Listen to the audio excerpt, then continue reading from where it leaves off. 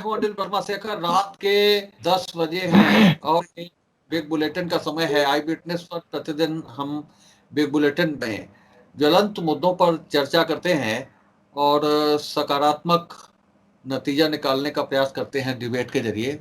आज की चर्चा का विषय बताएं आपको, उस पर चलें। इससे पहले आपको पैनल में शामिल मेहमानों से परिचय करा दे रहे हैं।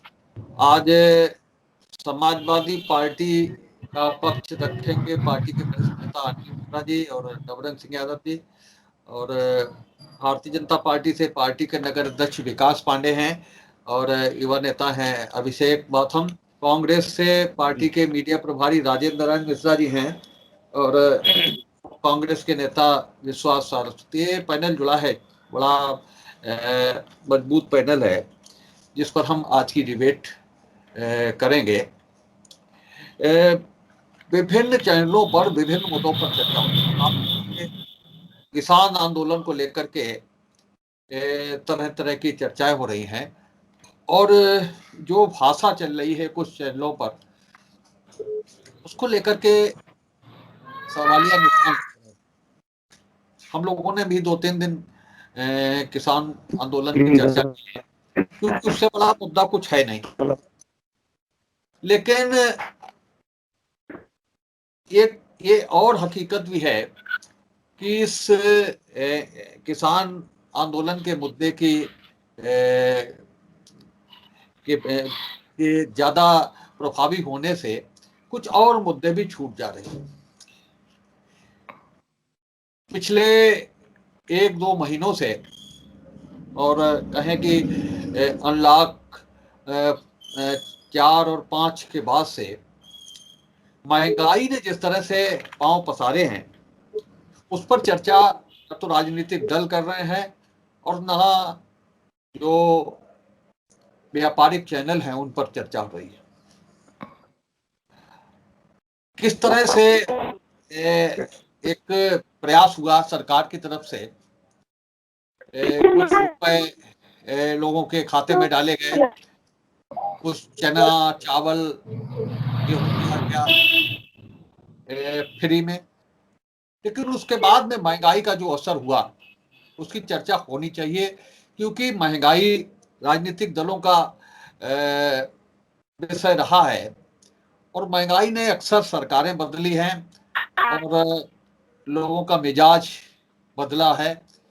लेकिन पता नहीं क्यों जो दूसरे मुद्दे हैं उनसे महंगाई का मुद्दा इस समय चर्चा में नहीं। हम लोगों ने पिछले भी जितिन प्रसाद जी आए तो उनसे पूछा भी था कि महंगाई के मुद्दे को आप क्यों नहीं उठा रहे हैं। हम देखें, आमतौर पे कह दिया जाता है कि कुछ नहीं होगा तो दाल रोटी खा करके गुजारा कर लेंगे, और फर्रुखाबाद में आलू अक्सर जो है गरीब परिवारों की भूख मिटाने का एक जरिया रहता है। लेकिन इस बार आलू ने जो ऊंचाइयां छुई हैं वो पिछले 10-20 सालों में ये ऊंचाइयां नहीं रही होंगी। 50, 55, 60 रुपए किलो तक आलू बिका है फर्रुखाबाद में। दूसरी चीजों की चर्चा करें, पेट्रोल 85 रुपए लीटर तक है, और जो और चीजें हैं उनकी भी महंगाई, और जो दालें हैं दालों के रेट 100 से ऊपर पहुंच गए हैं। खाने वाला तेल, सरसों का तेल, वो भी शतक बना चुका है, 130, 135, 140 रुपए किलो तक है। तो ये हाल है बाजार का। चीनी भी बढ़ रही है, सब्जियों के रेट अलग बढ़ रहे हैं, जो खाद्यान्न है उनके भाव अलग बढ़ रहे हैं, और कहीं कोई रास्ता नहीं दिख रहा। रास्ता इसलिए भी नहीं दिख रहा कि जब जिन चीजों की मांग की जाती है, जिन चीजों को लेकर के आंदोलन होते हैं, उसके बाद में भी सरकार नहीं सुन रही है और महंगाई को लेकर के तो कोई मुद्दा उठाया ही नहीं जा रहा है। तो आज हम महंगाई की चर्चा करेंगे और किस हद तक हमने विषय में यही सवाल खड़ा किया कि कहां तक और किस हद तक जाएगी महंगाई। ये एक बड़ा सवाल है अनिल मिश्रा जी, कि महंगाई ने जिस तरह से पांव पसारे हैं और जिस तरह से जो घर का बजट है वो बिगाड़ा है, उससे सवाल बार बार यही उठता है कि ये महंगाई कहाँ तक जाएगी और कब तक जाए, कब तक रुकेगी, कहाँ कहाँ कहाँ तक इसका विस्तार होगा। ये सारे सवाल हैं जो आज की इस डिबेट में उठेंगे। अनिल मिश्रा जी, क्या लग रहा है कि जो महंगाई का दायरा चल रहा है वो कहाँ तक जाएगा और कैसे रुकेगा ये? देखिए, महंगाई महंगाई से सीधे सीधे जो है वो आम जनता प्रभावित है। हम आप सब जो है वो अपने हिंदुस्तान के नागरिक होने के बाद, जो मध्यम वर्ग का हो चाहे गरीब वर्ग का हो या उससे भी निचले स्तर का कहीं पे अपने जो है कोई वर्ग है, वो सब बुरी तरीके से दुखी हैं। और अगर महंगाई बढ़ रही है तो प्रश्न इस बात का उठता है कि बुनियादी कारण क्या है। और जब भी कभी महंगाई बढ़ती है तो बुनियादी तौर के ऊपर निश्चित रूप से माना जा सकता है कि इसमें सरकार की आर्थिक नीतियों का क्रियान्वयन और सरकार की जो है अपने नियंत्रण का अभाव, सरकार की कमजोरी साबित होती है। और निश्चित रूप से पिछले वर्षों में लोगों ने देखा, हाँ, एक चीज जरूर है कि महंगाई बढ़ रही है, महंगाई से हम प्रभावित भी हो रहे हैं, आम जनता भी प्रभावित हो रही है। हमारे भारतीय जनता पार्टी के सम्मानित साथी कह सकते हैं कि साहब, आप तो कह रहे हो कि महंगाई का बड़ा जोर है, महंगाई का बड़ा असर पड़ रहा है, महंगाई से आदमी पीड़ित है, आदमी की कमर टूट गई है, लेकिन साहब चुनाव में तो हम जो है जीतते चले जा रहे हैं।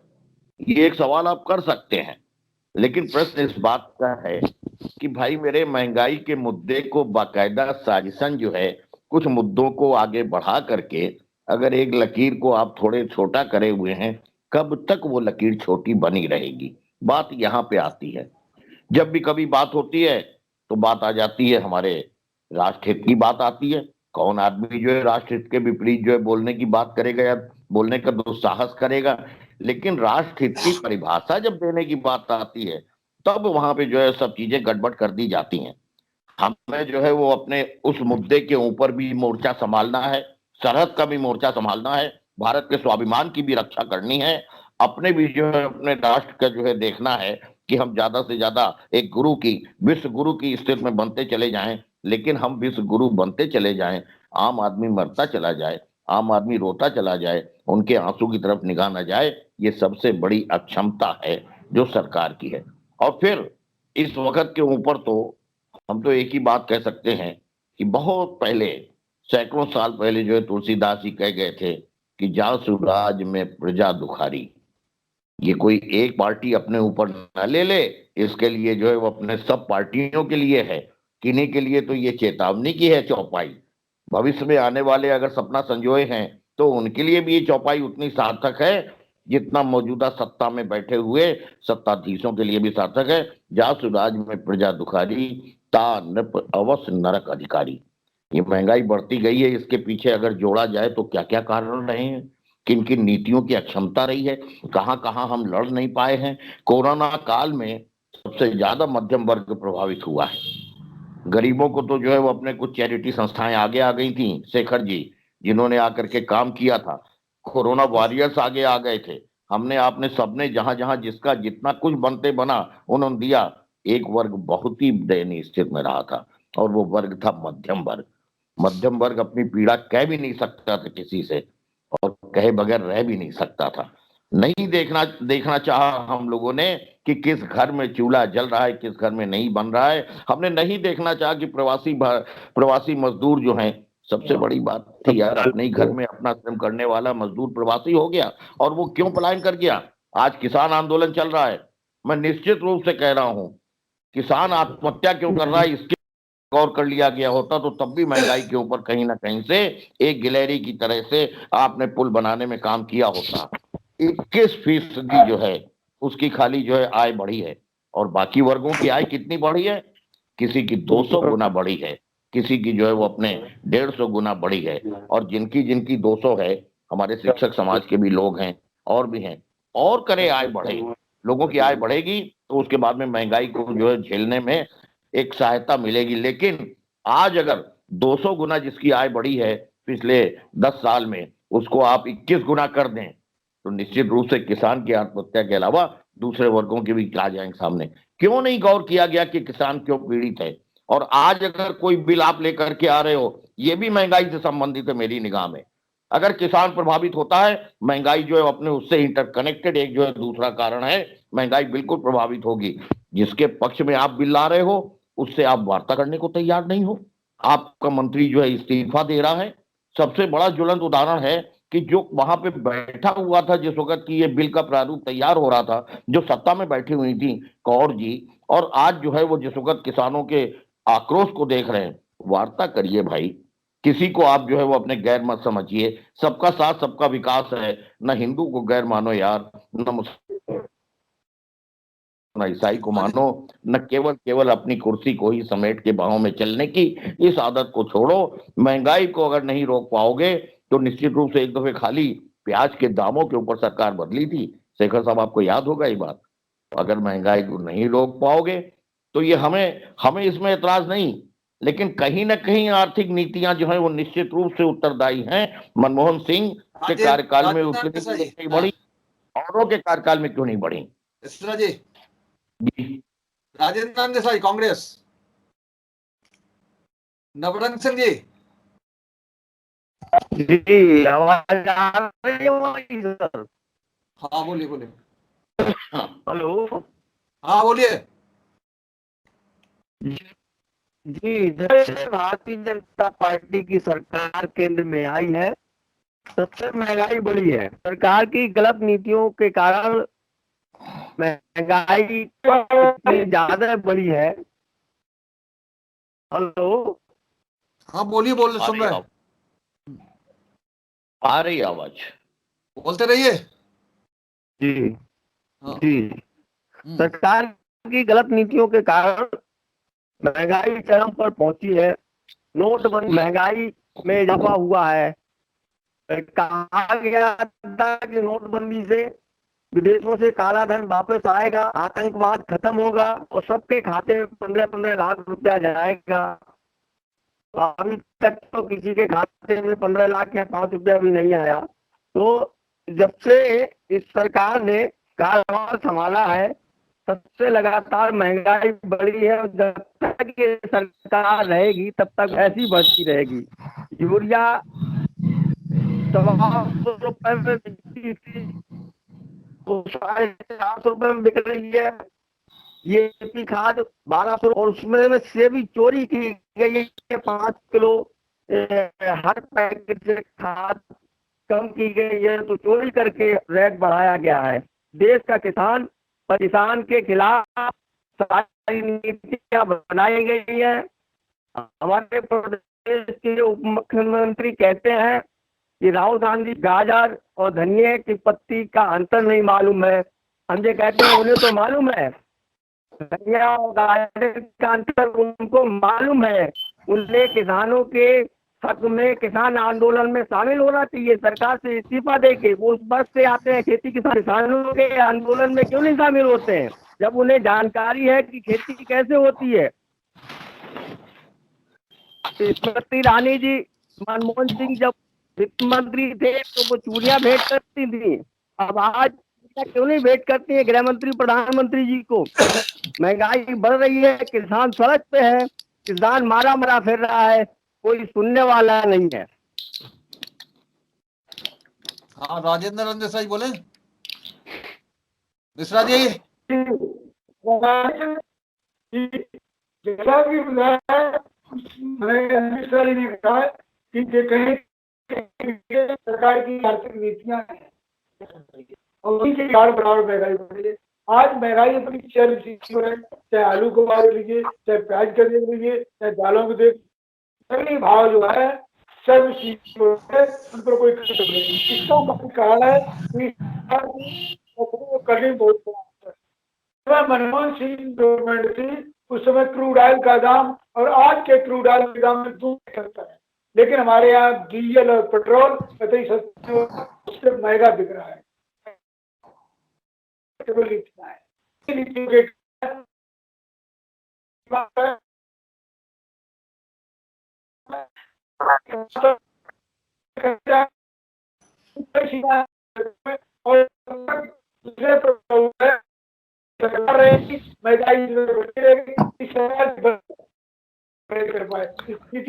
क्यों? अडानी हमारी की सरकार है, मोदियों की सरकार, ये किसानों की सरकार नहीं। किसान रोड पर पड़ा है,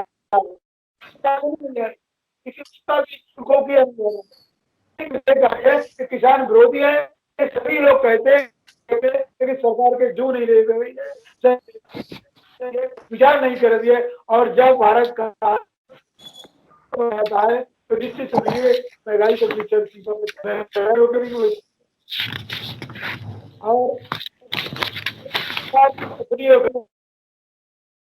जुमले और भाषण चलिए, आगे करना सुनेंगे ये आपको। सरकार की एक कला है। विश्वास आ रहा है। हेलो कैमरा हेलो, घूम गया, पहले कैमरा सही करो, कैमरा घूम गया तुम्हारा। एक मिनट।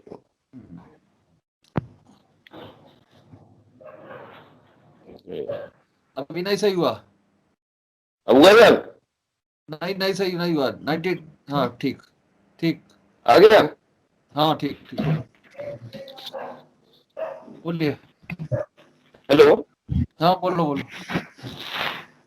अगर जी मुझे तो मशहूर अर्थशास्त्री मिल्टन फ्रीडमैन की बात याद आ रही है, जिन्होंने कहा था कि महंगाई हमेशा से और हर जगह एक मौद्रिक घटना रही है। हमारे देश की कमजोर सरकार इसके लिए जिम्मेदार है, जो कि भ्रष्टाचार, गलत नीतियां बनाने, धार्मिक हिंसा को रोकने और संसद में गतिरोध को तोड़ने के में नाकाम रही है।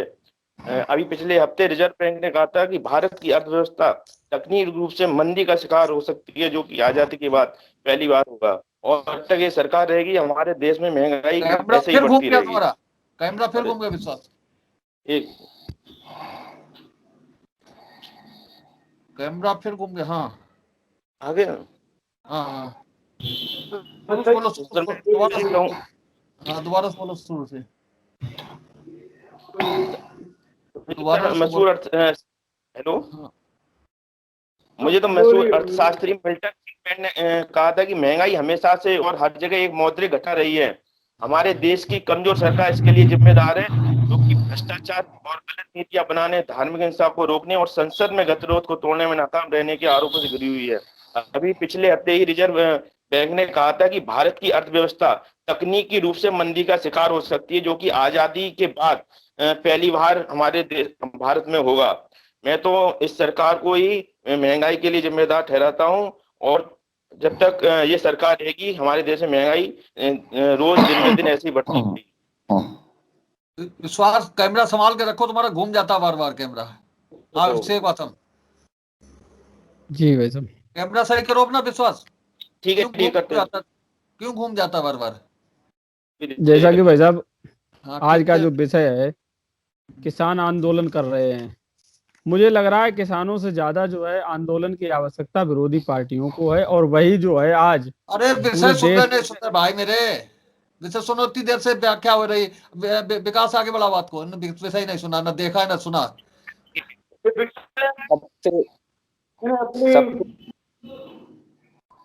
सबसे बड़ी बात मैं एक बोलना चाहता हूं आप सबके बीच में, कि सूप बोले सो बोले, चलनी बोले जिसमें 72 छेद। समाजवादी पार्टी के साथियों ने एक बड़ा सामाजिक ताने वाने का उदाहरण देके कैसे सरकार पर आरोप लगाए, और उसके बाद उसकी इतिश्री कांग्रेस के साथियों ने कर दी, ये कहते हुए कि कमजोर सरकार इसके लिए जिम्मेदार होती है, और धार्मिक हिंसा को भी इसकी आड़ में ले लिया। मुझे लगता है कि वो भूल जाते हैं कि इस देश के इतिहास काल में कांग्रेस से ज्यादा महंगाई कभी नहीं रही होगी। इसके लिए मैं आपको एक उदाहरण याद दिला देता हूं कि सखी सैया तो खो गई। परेशान नहीं थे, क्योंकि आज हर व्यक्ति परेशान है, चाहे गरीब तक हो चाहे मध्यम वर्गीय हो। आप अरे सुन लो भाई, सुन लो। ए विश्वास, पहले राउंड में सुन लो फिर बोलना। हाँ पहले राउंड में सुन लो फिर बोलना। हाँ बोलो। लगेगा प्रेम पूर्वक आपके प्रवचन, सभी के प्रवचन मैंने सुने, आप सभी के प्रवचन मैंने बड़े प्रेम पूर्वक सुने, बड़े ध्यान से सुने। अगर नहीं सुने होते तो आपको आईना नहीं दिखा रहा होता। दुर्भाग्य की बात यह है, आप सुन लीजिए मेरे मित्र, सुन लीजिए मेरे भाई, मेरे साथी, सुन लीजिए, हमें भी सुन लीजिए साहब। जनता की तो आप सुनते नहीं, आप केवल कहना जानते हैं। हम सुनते हैं, हमें सुनना पसंद करती है। आप इसीलिए सुनना भी बंद कर दिया है। कोई बात, आपने, हमारे साथियों ने कई आरोप लगाए, सरकार कमजोर है, इसके लिए कमजोर सरकार जिम्मेदार है, और धार्मिक ताने वाने तक का इन्होंने उदाहरण दे डाला कि धार्मिक हिंसा रोकने में भी सरकार नाकाम है। मुझे लगता है कि विषय को भटकाने वाली ये प्रवृत्ति थी, क्योंकि ये जानते हैं कि महंगाई के रिकॉर्ड प्लेयर रहे हैं ये, कई रिकॉर्ड इनके नाम, महंगाई के अटूट रिकॉर्ड इनके नाम दर्ज हैं। इसका उदाहरण मैं आपको केवल एक छोटी सी लाइन से दे दूंगा, सखी सैया तो खूब ही कमात, महंगाई डायन खाए जात है। ये गाना किसकी सरकार के ऊपर पता है, मुझे बताने की आवश्यकता नहीं है। 200 रुपए किलो की दालें जनता ने खाई हैं इस देश में। इस देश ने क्या नहीं देखा सरकारों को महंगाई को लेकर के, उदासीनता देखी है। रही बात धार्मिक हिंसा की बात करते, धार्मिक हिंसा के मामले में मैं फिर कहता हूं कि पीएचडी की हुई है आप सबकी सरकारों ने, पीएचडी देश के बड़े 5000 सुन लीजिए, बाद में जवाब दे लीजिएगा, एक एक करके जवाब दे लीजिएगा, बड़े प्रेम से सुना। और सारे साथियों ने हम ही पे आरोप लगाया है। दुर्भाग्य देखिए, बात महंगाई की होती है और महंगाई जैसे अर्थशास्त्री का इन्होंने विषय लिया, थोड़ा बहुत अर्थशास्त्र के बारे में हमें भी सुनना पड़ा कहीं, क्योंकि मैं भी इस तरीके के माहौल से आया हूं, पढ़े लिखे माहौल से। मुझे जहां तक लगता है महंगाई का प्रथम जो चरण है वो आता है मांग और पूर्ति पर निर्भर करता है। अगर मांग और पूर्ति का जब असंतुलन होता है तो महंगाई की बढ़ने के चांसेस हमेशा से रहते हैं, जहां तक मेरी जानकारी है। हो सकता है कि आप सबकी जानकारी कुछ ना हो, आपकी तो नीति बनाई है ना फिर मांग और पूर्ति के लिए। सुन लीजिए, एक मिनट सुन लीजिए, बीच इस डिबेट में सुन लीजिए, अगली डिबेट में बीच में बोल लीजिएगा। डिबेट का मतलब भी होता है धर्म आपके लिए धर्म जिम्मेदार हो सकता है महंगाई बढ़ने के लिए, धार्मिक हिंसा जिम्मेदार हो सकती है, लेकिन हमारा ज्ञान ये कहता है मांग और पूर्ति के असंतुलन की वजह कारण होती है। तो सर हमारे यहाँ पर अरे रुक जाइए साहब, हम तो संतुलन बना रहे हैं, जनता ने इस बात की पुष्टि भी कर दी है। आप ना संतुलन बना पा रहे हो, ना अपनी पार्टी में संतुलन बना पा रहे हो, और ना जनता के साथ संतुलन बना पा रहे हो। आप केवल घूमना जानते हो और घुमाना जानते हो। आप जनता के घूमना जानते हैं,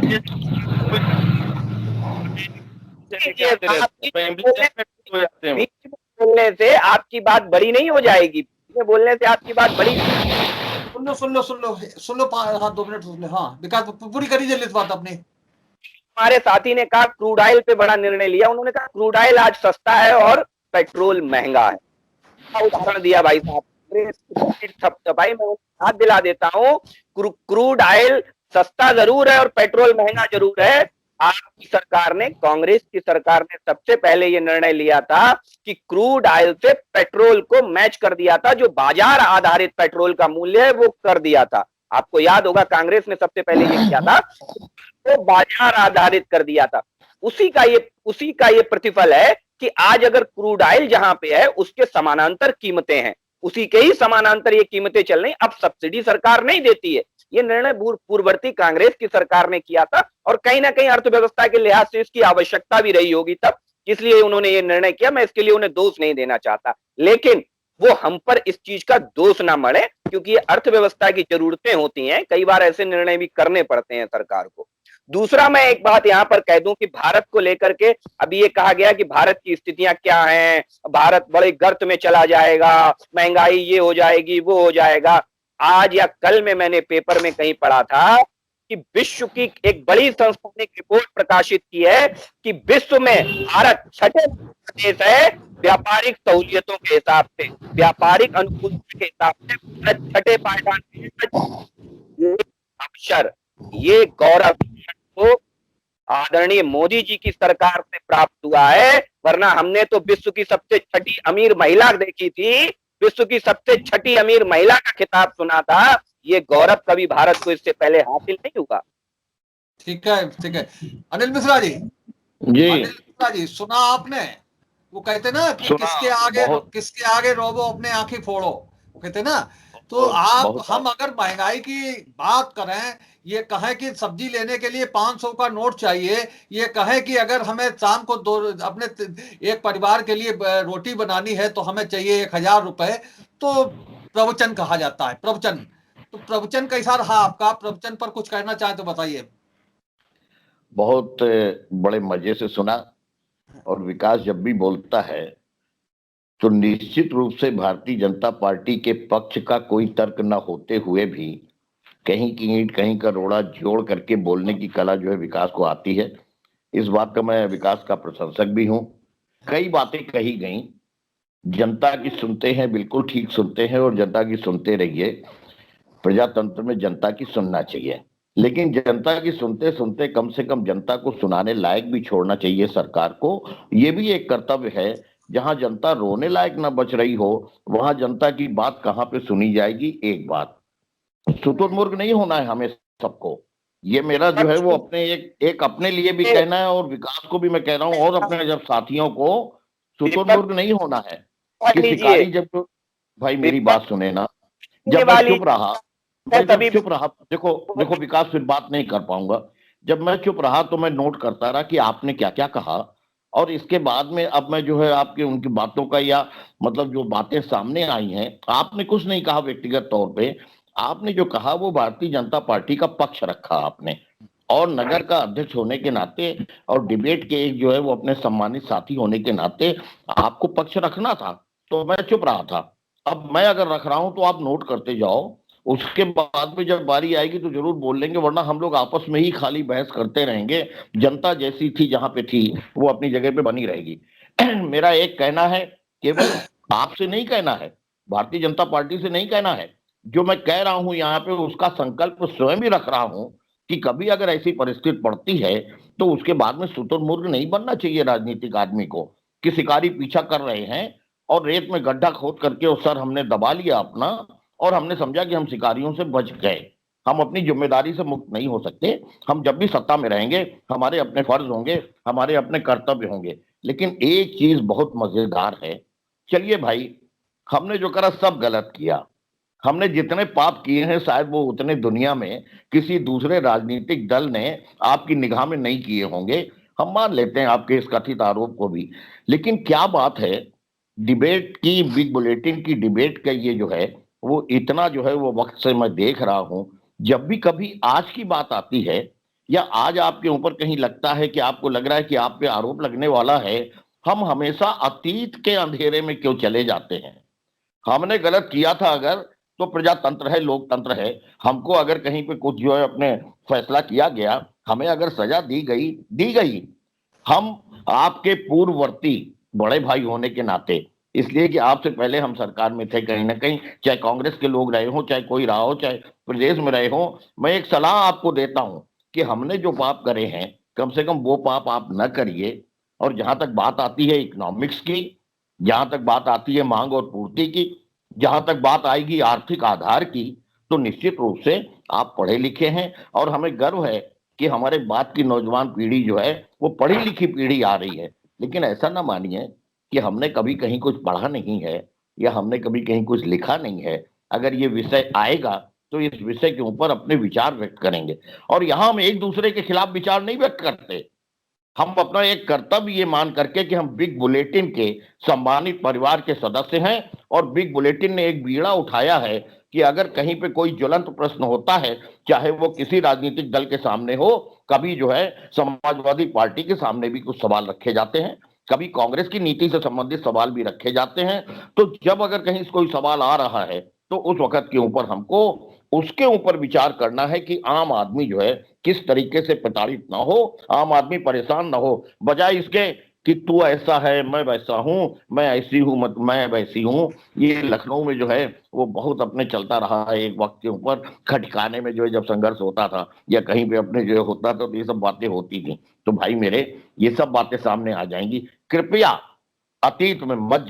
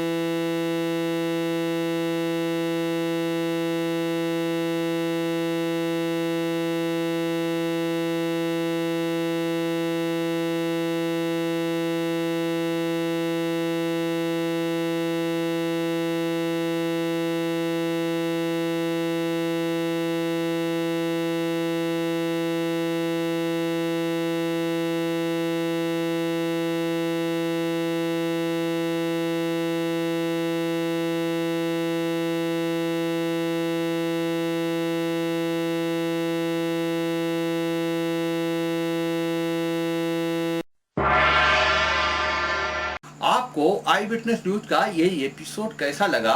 आप हमारी खबरों को लाइक करिए, इन पर कमेंट करिए, और अभी तक अगर आप हमारे चैनल से नहीं जुड़े हैं तो हमारे चैनल को सब्सक्राइब करके हमें अपना सहयोग प्रदान कीजिए, ये आपसे निवेदन है।